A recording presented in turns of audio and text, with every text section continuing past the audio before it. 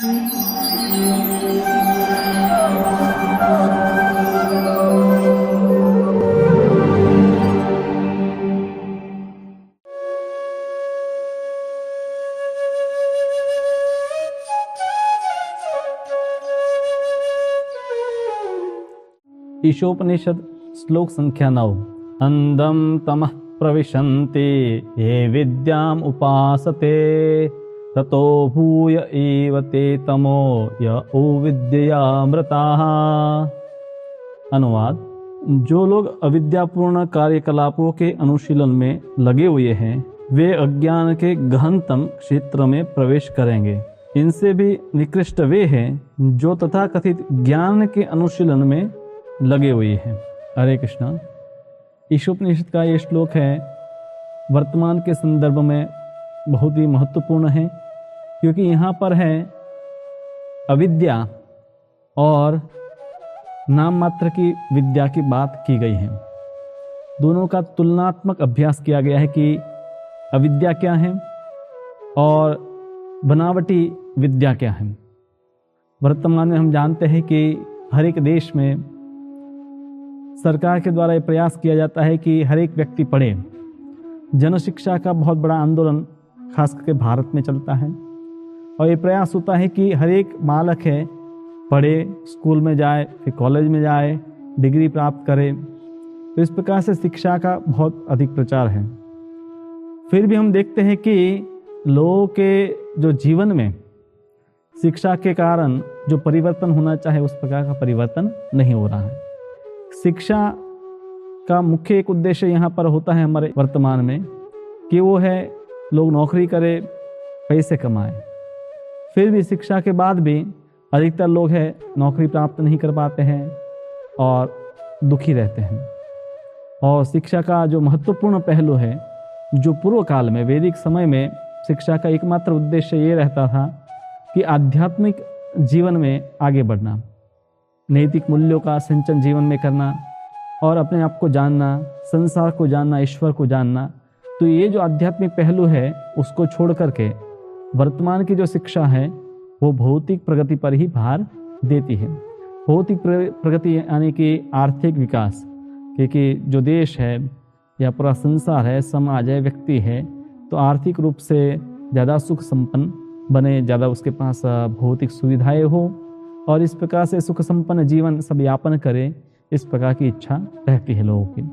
तो यहाँ पर पहली बात, जो पहला शब्द है उसके ऊपर थोड़ी चर्चा करते हैं कि अविद्या। अविद्या का अर्थ होता है कि प्रत्येक वस्तु को भगवान से अलग देखना। विद्या मतलब हर वस्तु है भगवान की, इस प्रकार से समझना। और अविद्या का अर्थ होता है कि हर एक वस्तु जो है उसको भगवान के संदर्भ में नहीं देखना है, यानी कि उनको स्वतंत्र रूप से देखना। और वर्तमान की जो तथाकथित शिक्षा है, एक तो विद्या है और अविद्या है और दूसरी है तथाकथित विद्या। बाद में हम देखेंगे कि वास्तव में विद्या क्या है। हालांकि संसार में अविद्या और विद्या, जड़ विद्या, सब विद्या के नाम पर चलता है। तो तथाकथित शिक्षा जो है वो ईश्वर विहीन शिक्षा ही रह गई है, इसीलिए उसको हम तथाकथित विद्या भी कहते हैं। और ये और अधिक घातक है। एक हमें रहता है कि अगर सब लोग हैं पढ़ाई कर लेंगे तो संसार ज़्यादा सुखी बनेगा, पर अगर उनको बनावटी विद्या सिखाई जाएगी जिसमें ईश्वर का कोई स्थान नहीं है, तो ऐसी विद्या से या कहो कि अविद्या से कोई लाभ नहीं होता। तो ये तथाकथित जो विद्या है वो बल्कि समाज में सुख उत्पन्न करने की जगह पर दुख ही उत्पन्न कर रही है। संसार में 3 प्रकार के अध्यात्मवादी होते हैं, कर्मी होते हैं, ज्ञानी होते हैं और योगी होते हैं। कर्मी एकदम प्राथमिक स्तर है कि जो अपना इंद्रिय भोग करना चाहता है। ऐसे कर्मी हैं अपने इंद्रिय भोग के लिए उद्योग, आर्थिक विकास, परोपकार, राजनीति, इन सबको बहुत बढ़ावा देते हैं। और वर्तमान में हम देखें कि पूरा संसार में 99.99 यानी कि ऑलमोस्ट अधिकतर लोग हैं इसी प्रकार के कर्मी बने हुए हैं, जिनके कार्य का एकमात्र उद्देश्य ये है कि कैसे हम अधिक से अधिक इंद्रिय भोग करें। तो ये इंद्रिय तृप्ति का जो जीवन है वही वर्तमान में उसका भार दिया जाता है। और आप देखिए कि एक ईश चेतना, ईशोपनिषद में पहले ही श्लोक में जो बताया गया है कि ईशावास्यम इदम सर्वम यत् किंच जगत्याम जगत, सब कुछ भगवान से व्याप्त है, सब कुछ भगवान की संपत्ति है। इस प्रकार की जो भावना है वो प्रायः अभी लोगों में कम हो गई है।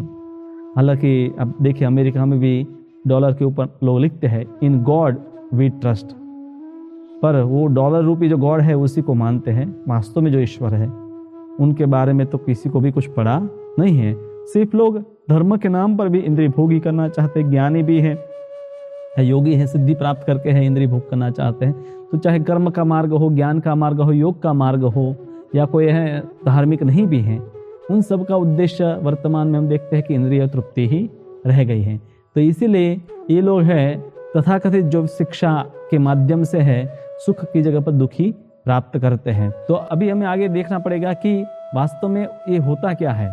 तो इस संसार में अधिकतर जो लोग हैं ऐसे धार्मिक बल्कि आस्थाएं नहीं रखते, ईश्वर में नहीं मानते हैं, ऐसे ईश्वर चेतना से विहीन है, ऐसे लोगों को दुष्कृतिनः यानी कि खराब या गंदे कार्य वाले कहते हैं, पाप कर्म करते हैं।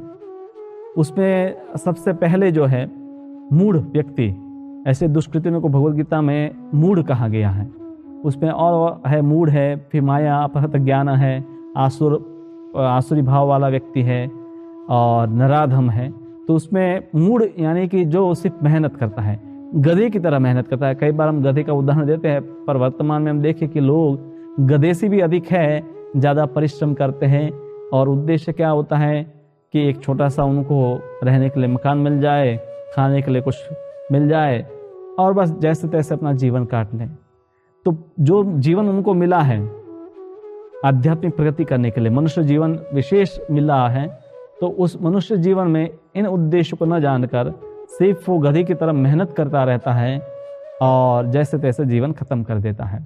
तो शिक्षा के नाम पर है बहुत सारे लोग हैं परोपकार करने आ जाते हैं, स्कूल बनवाते हैं, कॉलेज बनवाते हैं, और उनको लगता है कि समाज में ज़्यादा शिक्षा होगी, हर एक व्यक्ति जब पढ़ेगा तो समाज सुखी बनेगा।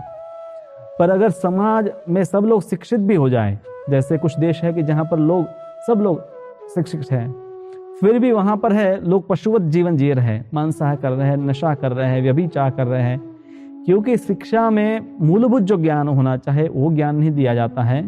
सिर्फ गधे की तरह कैसे मेहनत करना है उससे अधिक कुछ सिखाया नहीं जाता है। तो ये कैसा और खतरनाक हो जाता है। जैसे सर्प के ऊपर मणि है, तो सर्प के ऊपर मणि है तो उस मणि का कोई फायदा नहीं होगा, क्योंकि सर्प के पास से मणि लेने जाएंगे तो आपको विष ही देगा।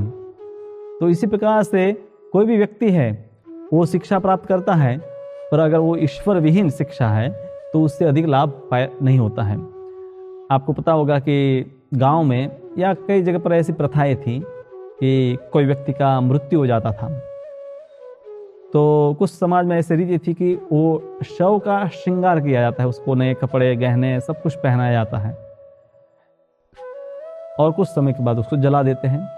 उस समय स्वाभाविक है कि जो महंगे गहने हैं वो तो निकाल लेते हैं, पर शव का श्रृंगार कितना भी अच्छी तरह से करो, उसका फोटो भी आप खींचे, तो भी वो व्यक्ति है, मृत है, उससे श्रृंगार करने वाले और जिसका श्रृंगार किया गया किसी को भी फायदा नहीं होता है।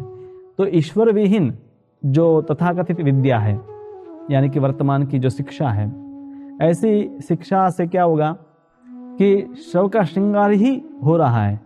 हम बढ़ चढ़ कर इस संस्कृति या जो भाई हमारी सभ्यता का विकास कर रहे हैं, पर उससे सिर्फ हम बाहरी ढंग से हमने क्या समस्या का मतलब समाधान कर लिया, पर समस्या वहीं की वहीं बनी हुई है। जैसे मान लीजिए आपके मकान में बहुत क्रैक हो गए हैं और उसके ऊपर आप प्लास्टर ऑफ पेरिस लगा देते हैं, तो बाहर से तो ऐसा दिखाई देगा कि अभी नया ही है, पर अंदर से वो जर्जरित हो गया होता है। तो उसी प्रकार से वर्तमान की सभ्यता या शिक्षा वो दुखों का निर्मूलन करने की जगह पर उसको ढकने में ज़्यादा विश्वास रखती है। चाहे वर्तमान की जो दवाई हो या कॉस्मेटिक हो या पूरा जो समाज है, वो दुखों का समाधान करने की जगह पर ढकने का अधिक प्रयास करता है। दिखावटीपन अधिक है। दिखावा है कि सब कुछ ठीक है, पर वास्तव में सब कुछ ठीक नहीं है, बहुत गड़बड़ है। और लोगों को लगता है कि सब कुछ बराबर है। तो शिक्षा या विद्या, विद्या का मतलब भी है कि अविद्या से निवृत्ति। अविद्या का अर्थ होता है कि हम अपने आप को भूल गए हैं, हमारा जो संबंध है भगवान के साथ, भगवान कृष्ण के साथ, उस संबंध को भूल गए हैं, वही अविद्या है। और जब वो अविद्या होती है तब है हम इस संसार में आ जाते हैं और यहाँ पर ठोकरें खाते रहते हैं। तो विद्या का उद्देश्य ये होता है कि कैसे हम उस संबंध को वापस जानें, यानी कि आत्मा साक्षात्कार ही वास्तविक विद्या या शिक्षा का उद्देश्य होता है, जो वर्तमान की शिक्षा में उसका कहीं भी कुछ भी स्थान नहीं रहा, बल्कि उससे विपरीत शिक्षा दी जाती है कि आत्मा जैसे कोई वस्तु नहीं है, हम ईश्वर की कोई आवश्यकता नहीं है, मेहनत करो और सफलता प्राप्त करो। वर्क इज वर्शिप, आप मेहनत करते हैं और काम करते हैं, वही आपकी पूजा है। तो इस प्रकार से जो है पूरी सभ्यता है भ्रांति प्राप्त कर रही है। और जो शिक्षक खास करके गुरु है या अनेक भौतिक शिक्षा देने वाले लोग हैं, तो वो सब है इस भ्रम में है कि हमारी जो शिक्षा है, हमारी योजनाएं हैं, उसके द्वारा पूरा समाज है सुखी बनेगा। अब वर्तमान में भी ऐसे लोग हैं और पूर्व के समय में भी ऐसे लोग थे कि जो शास्त्रों का उद्देश्य वास्तविक जो विद्या है उसकी जगह पर उस विद्या के नाम पर तथाकथित विद्या है उसको पढ़ाया करते थे। तो भगवद गीता में ऐसे लोगों को वेद वादरत, सिर्फ वेदों को नाम मात्र के लिए मानने वाले लोग कहा गया है। और उसका एक और वर्ग है माया अपहृत ज्ञान, जिनका ज्ञान माया द्वारा हर लिया गया है। तो हम एक एक को देखते हैं। वेदवादरता यानी कि जो शास्त्रों को मानते हैं, धार्मिक है, वेदों को पढ़ते हैं, पर उनको पता नहीं है कि ये जो हम उसमें शिक्षा दे रहे हैं उसका परम प्रयोजन क्या है। वहाँ पर कुछ यज्ञ बताया गया, वहाँ कुछ स्वर्ग प्राप्ति की कामना बताई गई, धन प्राप्ति, पुत्र प्राप्ति इत्यादि के लिए उद्देश्य से विभिन्न यज्ञ बनाए दिए। तो उनको लगता है कि वेदों का बस यही उद्देश्य है। वास्तव में वेद में हर एक शब्द है वो भगवान के गुणगान ही है, पर लोगों को लाने के लिए और लोगों को जोड़ने के लिए बाह्य रूप से ऐसा दिखाया गया है कि आपको ये लाभ मिलेगा, आप इसको फॉलो कीजिए, और मिलता भी है। पर उद्देश्य क्या है कि वेद में हर एक शब्द है भगवान के संकीर्तन के लिए ही दिया गया है। और ऐसे लोग हैं अपने आप को बड़ा पंडित समझते हैं, उनको आप बताने जाएंगे कि नहीं वेद का उद्देश्य है भगवान की भक्ति, तो कहें नहीं हमने तो वेद पढ़े हैं, वेद मंत्र भी हमें याद है, तुम हमें सिखाने वाले कौन होते हो। एक गांव था, उसमें ऐसे ही बहुत बनावटी पंडित रहते थे। ज़्यादा अध्ययन लोगों ने नहीं किया था, पर अपने आप को बड़े पंडित समझते थे, क्योंकि उस गांव में कोई भी सही पंडित नहीं था, तो सबको लगता था हमें बहुत कुछ आता है। तो उस गांव में एक बार क्या हुआ कि बाहर के गांव से तो एक आ गए पंडित जी। अब सब लोग हैं वहाँ चौराहे पर बैठे हुए थे।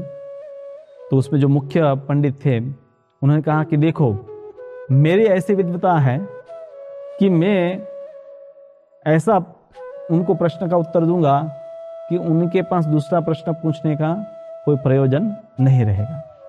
तो वो जो पंडित आए थे उन्होंने प्रश्न पूछा कस त्वम। तो इस व्यक्ति ने प्रश्न को समझे बिना ही, क्योंकि उसको इतना भी संस्कृत नहीं आता था कि कस त्वम का क्या अर्थ होता है, तो बताने लगा कस त्वम, खस त्वम, घस त्वम, घस त्वम, चस त्वम, तो ऐसे ही प्रलाप करने लगा। तो जो व्यक्ति आया था वो समझ गया कि ये सब बनावटी पंडित है, इनके साथ चर्चा करने से मेरी भी मतलब इज्जत है नहीं रहेगी, और वो बिना बोले वहाँ से चला गया।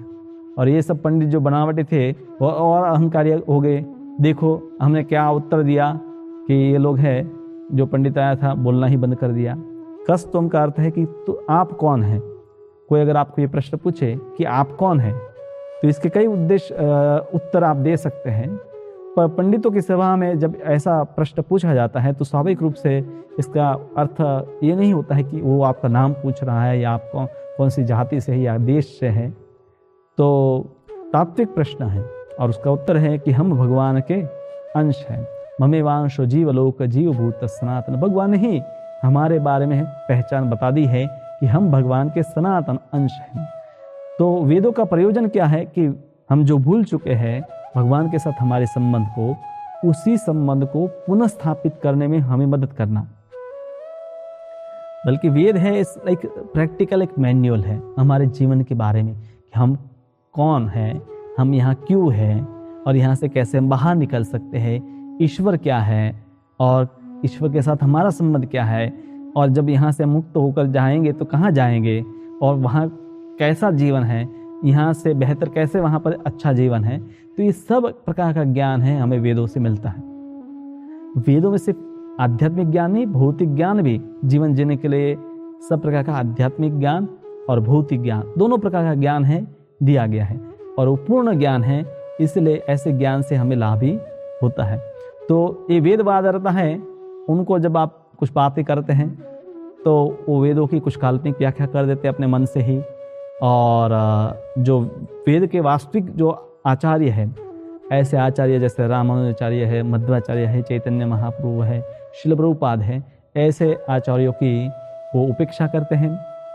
पुराण जो कि वेदों के ही अर्थों को बताता है, उनको वो काल्पनिक गिन लेते हैं कि भाई ये सब कहानियां हैं, किसने देखा कि भक्ति करना है, कोई भक्ति नहीं करना है, वेद का उद्देश्य है बस स्वर्ग प्राप्ति करो या कुछ पुण्य प्राप्त कर लो। तो अब ऐसे लोग जो हैं वेद के नाम से कुछ करते रहते हैं और उससे उनका और अधिक पतन हो जाता है, क्योंकि पुनर्जन्म होगा, वापस इस संसार में उनको आना पड़ेगा, और क्योंकि वो प्रमाणित आचार्य उनकी उपेक्षा की और वेदों के काल्पनिक अर्थ किए, तो उसके कारण भी उनका पतन हो जाएगा। तो इस प्रकार से बाह्य दृष्टि से तो ऐसे लोग हैं विद्या को प्राप्त किए हुए लगते हैं, पर ऐसी तथाकथित विद्या है उनको लाभ प्रदान नहीं करती है। अब वर्तमान के लोग हम देखें कि माया अपहृत ज्ञान है, जिसको भगवद गीता में माया अपहृत ज्ञान है, यानी कि माया के द्वारा जिसका ज्ञान हर लिया गया, ऐसे लोग कहें। इसमें वैज्ञानिक आते हैं, लेखक आते हैं, साहित्यकार आते हैं।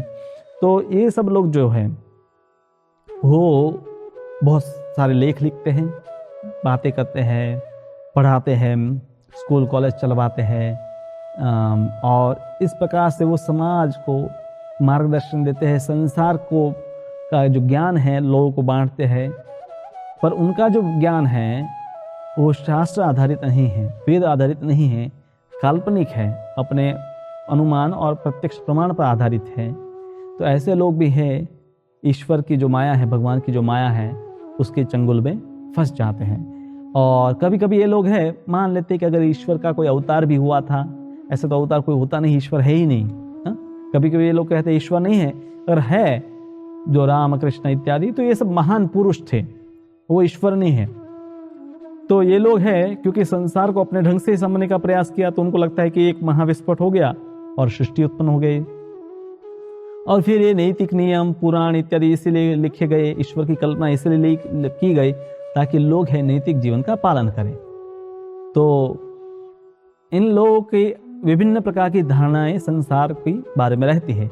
मूलतः इनका जो ज्ञान है, उनको लगता है कि उनको काफी ज्ञान है, उनको विद्या है, हकीकत में उनका ज्ञान माया के द्वारा हर लिया गया होता है। तो इसलिए उनकी तथाकथित शिक्षा या विद्या है वो भी खतरनाक है।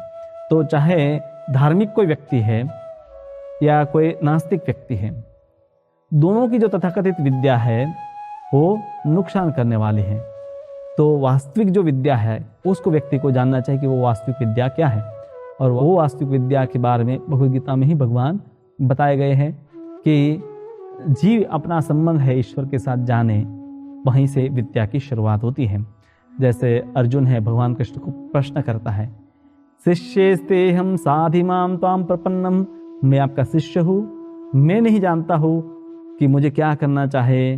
कार्पण्य दोषो प्रहत सुभामि पुच्छामि त्वाम धर्म सम्मूढ़ चेता, मैं भी मूढ़ हूँ, आप मुझे बताइए कि मेरा कर्तव्य क्या है। तब भगवान ने उसको दिव्य ज्ञान प्रदान किया। तो वो भगवद गीता का दिव्य ज्ञान वो वास्तविक विद्या है, वो बनावटी तथाकथित विद्या नहीं है। और ये वास्तविक विद्या से ही हमारी अविद्या दूर होगी, और वो जब अविद्या दूर होगी तब हम है संसार के इस चक्र से मुक्त हो सकते हैं, और वास्तविक जो सुख है और शांति है उसको प्राप्त कर सकते हैं। तो इस विद्या को प्राप्त करने का बहुत सरल तरीका है। एक काम तो हम ये कर सकते हैं कि प्रतिदिन भगवद गीता के 1 श्लोक 2 श्लोक है उसको पढ़ें, उसका अनुवाद पढ़ें, उसका जो तात्पर्य है, श्रील प्रभुपाद जी ने भगवद गीता का विस्तार से तात्पर्य भी लिखा है, जो आधारित है रामानुजाचार्य, मध्वाचार्य, वल्लभाचार्य, ऐसे कई आचार्य हुए, उनकी टीकाओं के आधार पर उन्होंने अपना अनुवाद लिखा है, उसको पढ़ें। तो इस प्रकार से धीरे धीरे हम हैं अपने बारे में, ईश्वर के बारे में जानेंगे और साथ साथ में साधना करें। हरे कृष्ण कृष्ण कृष्ण हरे हरे, हरे राम राम राम हरे हरे। तो इस महामंत्र से क्या होगा कि हमारे हृदय में बैठे हुए परमात्मा है, वो ज्ञान दीपेन भास्वता, तो वो ज्ञान का जो दीप है हमारे हृदय में प्रकट होगा और हम अपने आप को जान पाएंगे। जो भी हम पढ़ रहे हैं, सुन रहे हैं, ये ऐसा ज्ञान नहीं है कि सिर्फ पढ़ने और सुनने से हम समझ जाते हैं, ये तो ईश्वर की कृपा से ही समझा जा सकता है। तो साथ में हम साधना भी करेंगे तो भगवद गीता जो हम पढ़ रहे हैं उसका भी अनुभूति कर पाएंगे। तो विद्या प्राप्त करना, वास्तविक विद्या प्राप्त का मार्ग बहुत सरल है। अविद्या का मार्ग और तथाकथित जो विद्या का मार्ग है वो दोनों जटिल है। तो अविद्या मतलब ईश्वर को भूलकर इस संसार के साथ अपनी पहचान करना, और तथाकथित विद्या यानी कि धार्मिकता को समझना कि इंद्रिय भोग के लिए है, या वर्तमान का जो शिक्षा है उसको भी तथाकथित विद्या कहते हैं कि जिसमें ईश्वर का कोई स्थान नहीं है। तो ये दोनों अविद्या और तथाकथित विद्या, ये दोनों हैं खतरनाक है, और वास्तविक जो विद्या है वो जीव का कल्याण करने वाले हैं। इसलिए उपनिषदों में बताया जाता है तमसो मा ज्योतिर्गमय, तमस यानी कि अंधकार और उसमें से ज्योति मतलब ज्ञान, तो अंधकार से ज्ञान की ओर जाना। तो ये वास्तविक जो ज्ञान है, उपनिषदों का जो ज्ञान है, वो हमें भगवान के साथ जुड़ने का मार्ग प्रशस्त करता है।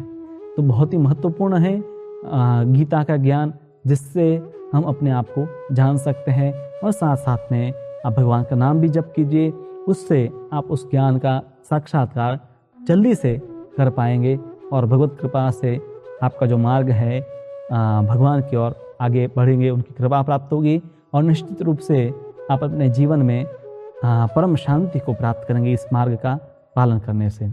हरे कृष्ण।